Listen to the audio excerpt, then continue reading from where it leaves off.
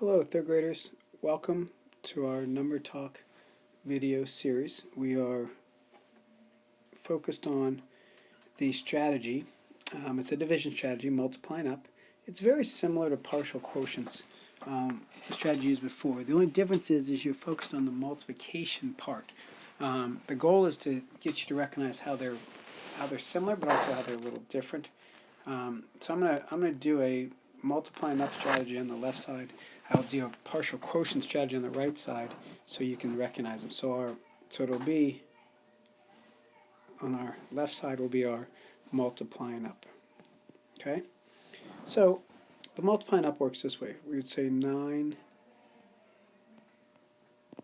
Actually, before I go any further, let's remember 171 represents the dividend, 9 is the divisor, and then the answer is your quotient. So 9 times 10 is 90.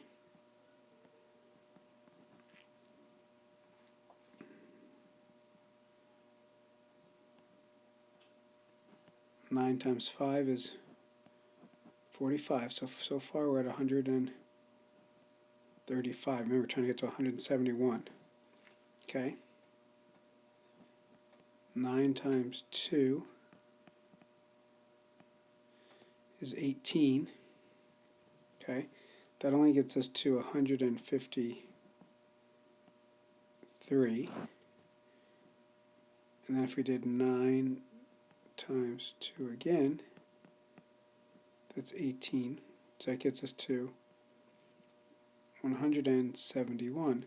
So we know that if we took 90 plus 45 plus 18 plus 18, that would give us 171. So we know that 10, 5, 2, 2, so it's a total of 19.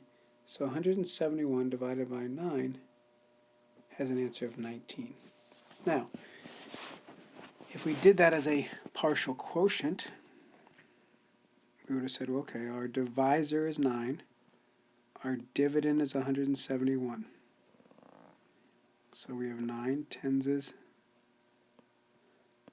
90. We have 81 left. We have 9 fives is 45. We have 36 left. We have 9 fours is 36, so we have a remainder of 0. So we know that, okay, so that's as a partial quotient. Red is as a multiplying up. Let's look at 56 divided by 8. So again, we know that 8 times 5 is 40. We know 8 times 2 is 16. We know 40 plus 16 is 56.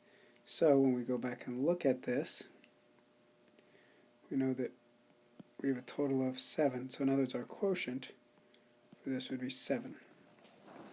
If we look at it as a partial quotient, we have the dividend is 56, the divisor is 8. So we know 8 fives is 40. Difference of 16, 8 twos is 16. So we know again our answer is 7. So the only difference is, if you think about it, here we're multiplying and adding to get the total amount. Here we're multiplying and subtracting to get the total amount. That's really the difference between multiplying up and partial quotients. If we look at the next one, we have 114 divided by 6. Well, wait a second. 6 20s is 120. Oh, that's too big. But what if I did 6 15s? That'd be 90. Then I could do 6 4s, which is 24.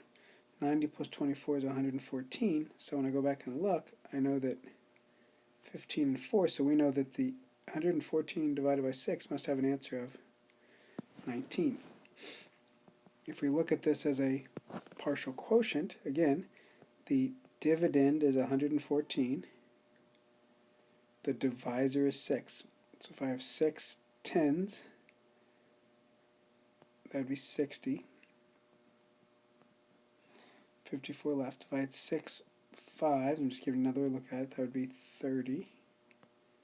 That would be be 24 left. And then I know 6 fours is 24, so I don't have anything left. So I know that, again, my answer is 19.